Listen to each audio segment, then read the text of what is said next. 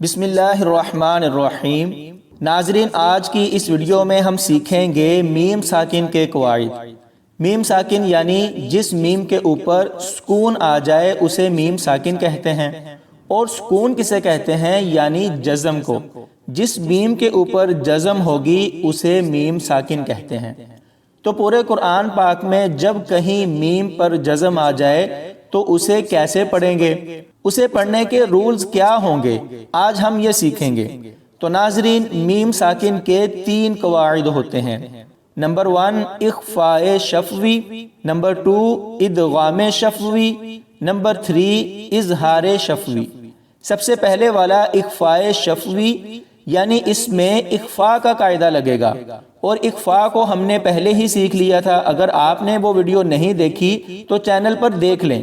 یہاں تھوڑا سا بتاتا چلوں، اخفاء کا مطلب ہے غنہ خفیف۔ جہاں اخفاء ہوگا وہاں ہم غنہ خفیف کریں گے، یعنی تھوڑی مقدار میں غنہ کریں گے۔ دوسرا ہے ادغام شفوی۔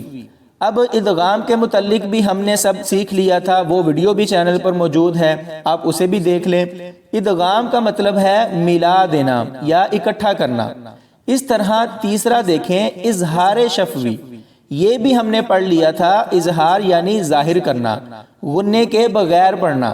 تو ناظرین، آپ نے دیکھا ہوگا کہ ان تینوں میں ایک لفظ بار بار آیا ہے، یعنی ایک لفظ کامن ہے، وہ ہے شفوی۔ تو اس کا مطلب ہے ہونٹوں والا، لبوں والا۔ تو یہ شفوی لفظ کیوں استعمال ہوا ہے؟ کیونکہ اس کا مطلب بنے گا ہونٹوں کی مدد سے ادا ہونے والا، یعنی ہم نے اس میں میم اور با کی بات کرنی ہے۔ کیونکہ اگر آپ غور کریں تو میم اور با کو پڑھتے ہوئے ہمارے ہونٹ آپس میں مل جاتے ہیں، اور یہ دونوں حروف ہونٹوں سے ہی ادا ہوتے ہیں۔ میم، با، با، میم۔ اس لفظ شفوی کا مطلب یہ ہوگا کہ ایسے الفاظ جو ہونٹوں سے ادا کیے جائیں گے۔ تو میم ساکن کے قواعد میں ہم نے میم اور با پر ہی بات کرنی ہے، تو اس لیے ہر قواعد میں شفوی کا لفظ استعمال ہوا ہے۔ امید ہے یہاں تک آپ کو بات سمجھ آ گئی ہوگی۔ تو ناظرین، سب سے پہلے اخفاء شفوی کی بات کرتے ہیں۔ اگر میم ساکن کے بعد حرف با آئے گا تو وہاں ہم نے غنہ کرنا ہوگا، یعنی غنہ خفیف کرنا ہوگا، تھوڑی دیر میم کے اوپر رکنا ہے۔ اس کی مثال قرآن پاک سے دیکھتے ہیں۔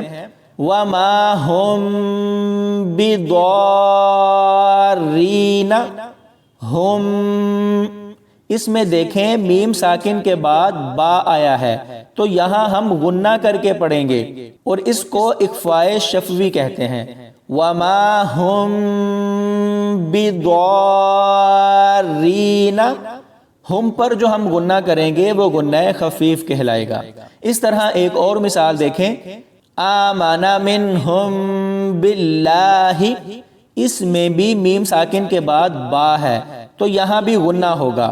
تو اخفاء شفوی مطلب اگر میم ساکن کے بعد با آ جائے تو وہاں غنہ ہوگا۔ تو اب ہم دیکھتے ہیں دوسرا قاعدہ ادغام شفوی۔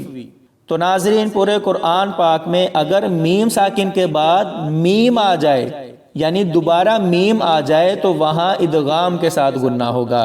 یعنی اخفاء شفوی میں میم ساکن کے بعد با آ جائے تو غنہ ہوگا، اور ادغام شفوی میں میم ساکن کے بعد میم آ جائے تو تب غنہ ہوگا۔ تو اس کی مثال بھی ہم قرآن پاک سے دیکھتے ہیں۔ یہاں اس آیت میں یہ الفاظ دیکھیں، اِن کُنتُم مُؤْمِنِین، تم مؤمنین۔ اس میں میم ساکن کے بعد پھر میم ہے، تو یہاں ہم دونوں میم کو ایک کر کے پڑھیں گے، کنتم مؤمنین۔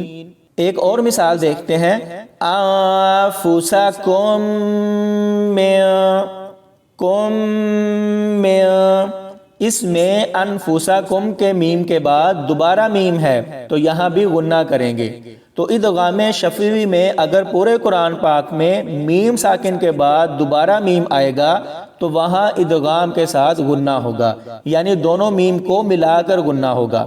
اس کے بعد تیسرے نمبر پر ہے اظہار شفوی۔ تو ناظرین اس میں ایسے ہوگا کہ پورے قرآن پاک میں اگر میم ساکن کے بعد حرف با اور حرف میم کے علاوہ کوئی اور حرف آئے گا تو وہاں اظہار ہوگا۔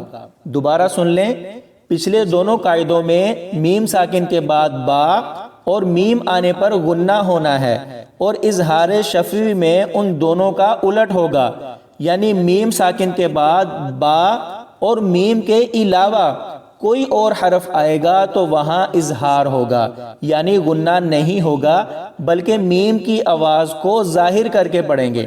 آئیے اس کی مثال دیکھتے ہیں۔ قال اسلمت اسلمت لرب العالمین۔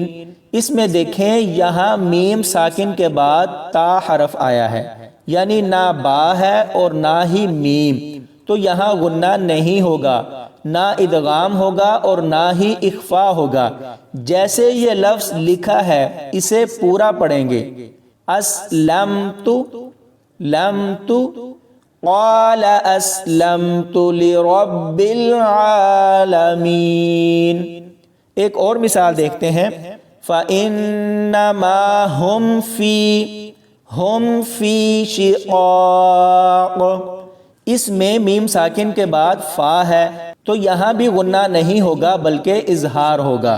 اظہار شفوی یعنی پورے قرآن پاک میں کہیں بھی میم ساکن کے بعد حرف با یا حرف میم کے علاوہ حرف آئے گا تو وہاں غنہ نہیں ہوگا بلکہ اظہار ہوگا۔ تو ناظرین اب اس پورے ٹاپک کو آسان کر کے سمجھ لیتے ہیں۔ نمبر 1 اخفاء شفوی، یعنی اگر میم ساکن کے بعد با آ جائے تو غنہ کر کے پڑھیں گے۔ نمبر 2 ادغام شفوی، یعنی اگر میم ساکن کے بعد دوبارہ میم آ جائے تو غنہ کر کے پڑھیں گے۔ نمبر 3 اظہار شفوی، اگر میم ساکن کے بعد با اور میم کے علاوہ حرف آئے گا تو غنہ کر کے نہیں پڑھیں گے، کیونکہ اگر میم ساکن کے بعد با اور میم آئے گا تو اخفاء شفوی اور ادغام شفوی بنے گا، لیکن اگر ان دونوں حروف کے علاوہ کوئی اور حروف آئے گا تو اظہار شفوی کہلائے گا۔ تو امید کرتا ہوں ناظرین آج کا لیسن سمجھ آ گیا ہوگا۔ ویڈیو کو 2 سے 3 بار دیکھ لیجئے گا تاکہ اچھے سے سمجھ آ جائے، اور اگر ویڈیو پسند آئی ہو تو اس کو لائک کریں اور کمنٹ میں حوصلہ افزائی کریں، اور دوسرے لوگوں کے ساتھ شیئر بھی کریں تاکہ وہ بھی یہ معلومات حاصل کر لیں اور ہمارے لیے صدقہ جاریہ بنے۔ اللہ پاک ہم سب کو قرآن پاک صحیح تلفظ کی ادائیگی کے ساتھ پڑھنے کی توفیق عطا فرمائے۔ آمین یا رب العالمین۔